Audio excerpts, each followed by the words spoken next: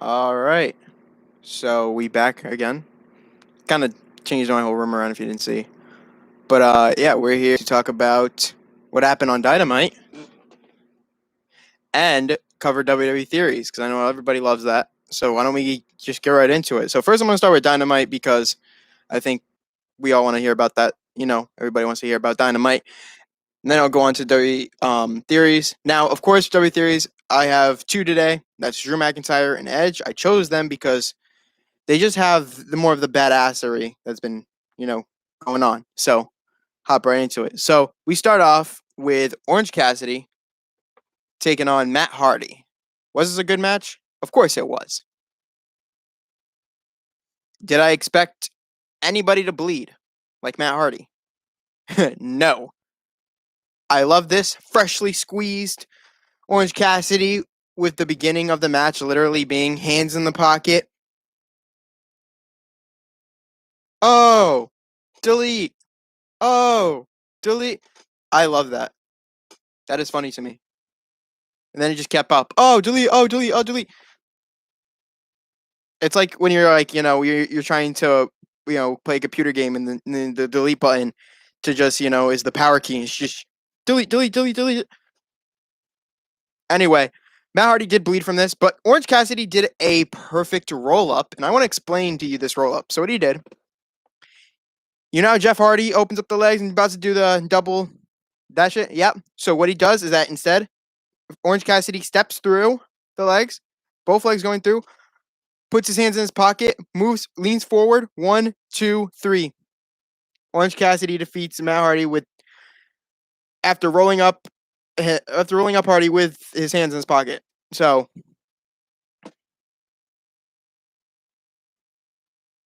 I like that. That was a good idea. That was a good one. I enjoyed it. Um, that was a good match to see the beginning, but no more, please, no more of Matt Hardy and Orange Cassidy. Just one time thing. Put these two together and that's it. Chris Jericho discusses his future with AEW. Chris Jericho talked about, everybody loves him. Everybody.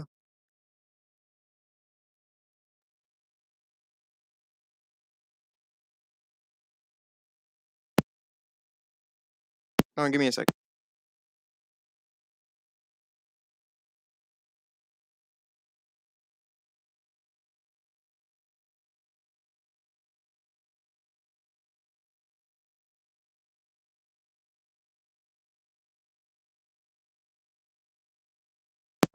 Okay, I think that was nothing.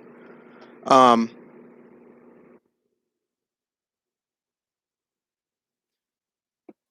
so Chris Jericho talked about his future with AEW.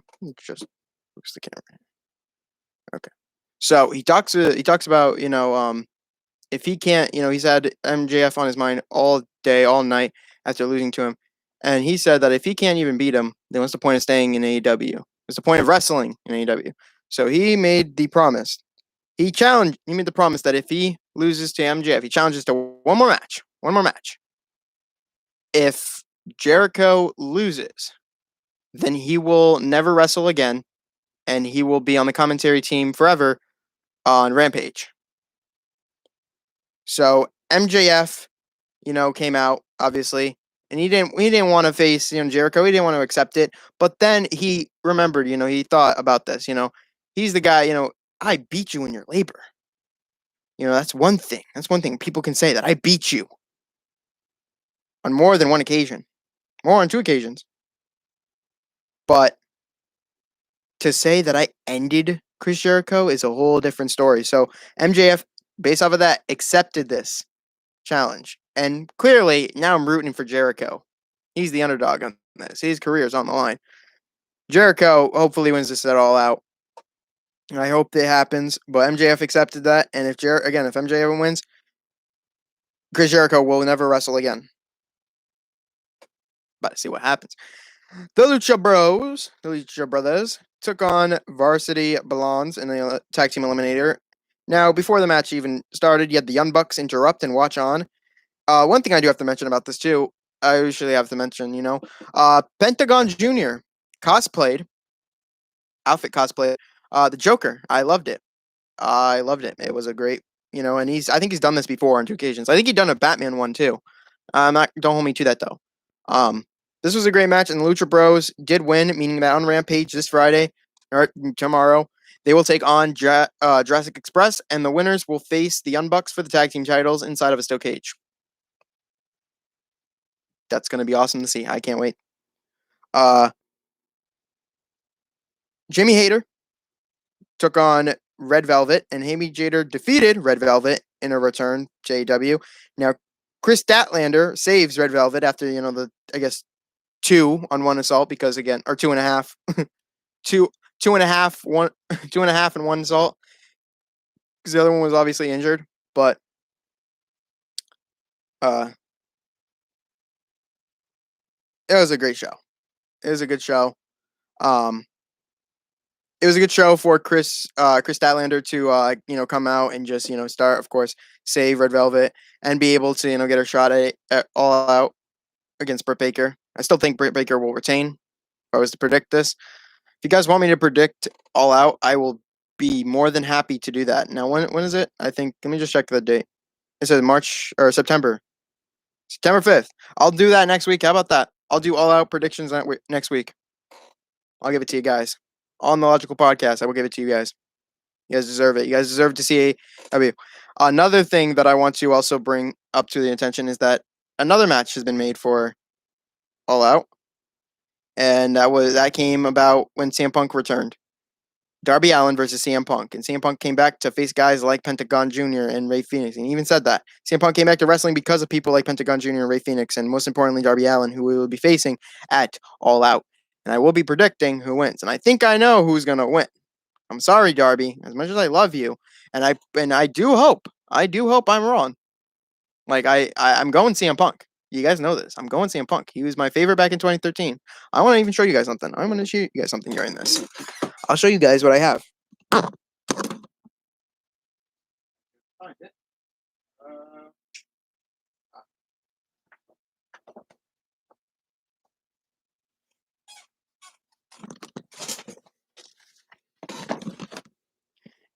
Said I ain't a WWE fan, huh? Yeah. Yeah, look at that poster.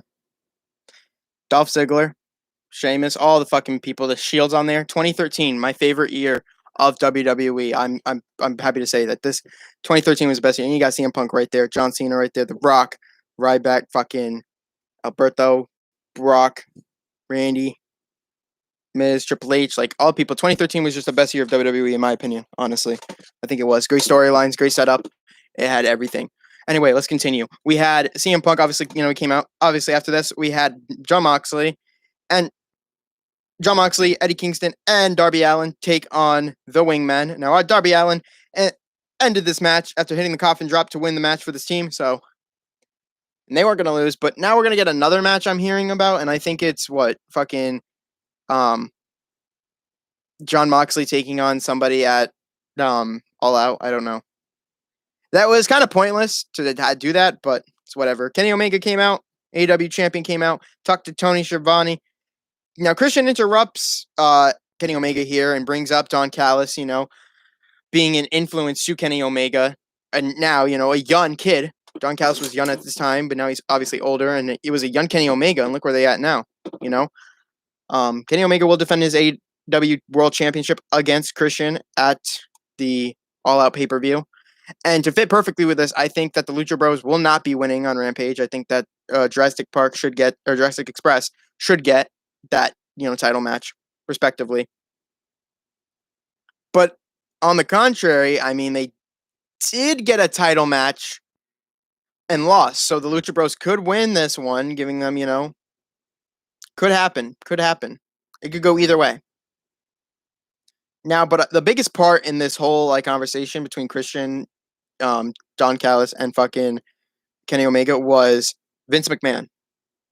The reference to Vince McMahon. Yeah, Don Callis mentioned Vince McMahon during this fucking thing. Surprising as it is, they did. He totally did. And I heard it.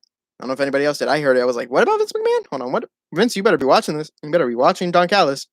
He's coming at your ass, boy. But let's move forward. Let's keep moving forward about this. Keep it going. We had the Gun Club taking on the Factory. The Gun Club pick up the win after a surprise roll up on QT Marshall. After the Big Show, kind of got up angrily, they're probably scary. I'm sorry, but yeah, it's big. Paul White will be taking on QT Marshall at All Out. And oh my God, Paul White will be winning this match. Again, you got big people in this match. You got big people coming here doing whatever, hoodoo. But yeah, they're winning. Yeah. Paul White's going to win. Paul White's going to win. Now we come to our main event. Malachi Black taking on Brock Anderson. And oh my God, it was a squash. It was a complete fucking squash. If you guys don't believe me, go watch Ups and Downs for AEW Dynamite. They got squashed. 100%. Brock Anderson got squashed. It was a simple kick, Black mask to the fucking face. And after this, Black got out of the ring as Anderson hopped in. But Black grabbed the chair, was about to hit Anderson with it, but they said, let's finish like men. So what happened is that obviously, instead of, going for the face, obviously Anderson blocked. He couldn't block his huevos, and he got kicked in the nuts. And then he got Black mask again. So if we got Malachi Black taking on Cody Rhodes at the fucking pay-per-view, that'd be actually pretty cool. Like a part 2 to it. I don't know. Maybe not. Maybe the next pay-per-view, but this one's supposed to be a big pay-per-view. So, but then beforehand, so I think next week, maybe Malachi Black will be taking on another member of the Nightmare Family after a member of the Nightmare Family came out and helped the Andersons, scaring off Malachi Black a little bit. So, it's whatever. But yeah, that's what I can tell you so far about that is what I can tell you so far about AEW, and that was AEW show. I liked it. I enjoyed it. I think it was pretty awesome. But now let's move on to WWE Theories, huh? Shall we? Okay. Before anything, please, if you guys could, please subscribe to the channel, drop a like, comment down below, and turn on those post notifications so you'll never miss any wrestling content from me. WWE Theories. I only got 2 today because I couldn't think of one from NXT. Not as much, as much as I want to, but I will have 3 next week. Drew McIntyre. Let's start with him. So Drew McIntyre, my theory on him is, he's had his stories, he's had his, wish. One thing that I do kind of want to mention is that why didn't he get, as pushed as we wanted him to in 19, 18, or I don't think it was 1 year where we should have been pushed. I theoried that one big theory actually, no, fuck that theory. One theory is, or actually, yeah, why did he not get pushed in 2019? Or 2019, 2019, actually, no, 2018. Why didn't he get pushed in 2018? I think it's due to the fact that they were in a tag team with Dolph Ziggler and they were going to try to make it like, kind of like Shawn Michaels and Diesel, but they couldn't do that because they were I believe they were already doing that with Dakota Kai and fucking Raquel Gonzalez, right? So yeah, that makes sense. That does make sense. But I like it. I respect it. I think that was okay for them to do it with Raquel and Dakota, but it's just like that was wasted potential for Drew and Dolph. I think they became one-time tag team champions. That's it. Or I don't even think they became tag team champions. I don't even remember. All I remember is that they were a tag team. It was a pretty good tag team. I think it was a solid tag team. I think they could have done very well if they became champions. And if they did, what the fuck happened? But yeah, Drew McIntyre, I think that you didn't get pushed because you weren't properly utilized in that sense. And plus, you were in a tag team with Dolph Ziggler. Had you have, pushed that tag team to be something, oh my God, it would have been perfect. I would have loved it. It would have been great. Edge. This theory is about the Brood coming back. I love the Brood coming back. I loved it. One theory is that, is it going to stay? Will the Brood stay? I don't know. I don't know if the Brood will stay. I don't even know. I think they might just have a round 2. Seth Rollins versus Edge at fucking Extreme Rules, and it'll be the Brood Edge taking on Seth Rollins. And Seth Rollins will win that match. So, As much as I love Brood Edge, I think, and I love Edge in general, I just think Seth Rollins win. And I should have went Edge. Should have went Edge. Fucking SummerSlam. Anyway, but yeah, I think that, and the theory on this is that if the Brood does stay, and it did pop up many times, I mean, they could be hinting at the Brood staying too. So my theory that the Brood stays is basically on the fact that it came back, and the black fucking paint that's there too. So I think everything with Edge and all the fucking, uh, it's Broodness. I just came up with that. Don't take my word for it. It's Broodness, absolute Broodness. That's a big theories. I don't have much theories on those kind of superstars. Again, I have theories on superstars that, it's like a question of why. McIntyre, why didn't he not get pushed? He was he was not utilized properly, and he was attacking with Dolph Ziggler. Once they took him out with Dolph Ziggler, then they utilized him. But they wasted kind of that much time. Then you have Edge with the Brood, But those superstars are basically top dogs that I don't have much of a theory on, They just don't. So that was W Theories. Hope you guys liked it. Now, one more thing. Extreme Rule plans. I hope they don't go back to the horror. I hope they don't do the horror show at Extreme Rules. That title, when I first heard it, I thought it was corny as fuck. I really did. I thought it was corny as fuck. Did not like it. What's so bit? I thought it was fucking ridiculous. And I just think that the Extreme Rules should just be Extreme Rules. No horror show. You could keep the whole green and purple. I think that's actually crazy, I think that's actually pretty good, keep the purple and green. But don't do the horror show at Extreme Rules. That's worth jack. That means nothing. That really does mean nothing. To me, of course. Does not mean nothing. Anyway, on Saturday, you guys will get Talking Logic like I usually do. We'll talk about some different things. I will watch Rampage. I'll watch SmackDown. We'll try to come together. But of course, that was AEW. That was Talking Logic. That was the whole plans for Extreme Rules. Extreme Rule plans, I think they're probably going to do the horror show Extreme Rules, but we'll have to find out and see. Thank you guys so much for watching. Hope you guys subscribe, leave a like, comment down below, and turn on those post notifications so you'll never miss any recent content from yours truly. Everybody have a good day, and I'll see you guys on Saturday. So, I'll see you guys Talking Logic in the morning, 8 o'clock. Be there. Unless anything comes up, I'll tweet it. So, I'll see you guys on Saturday.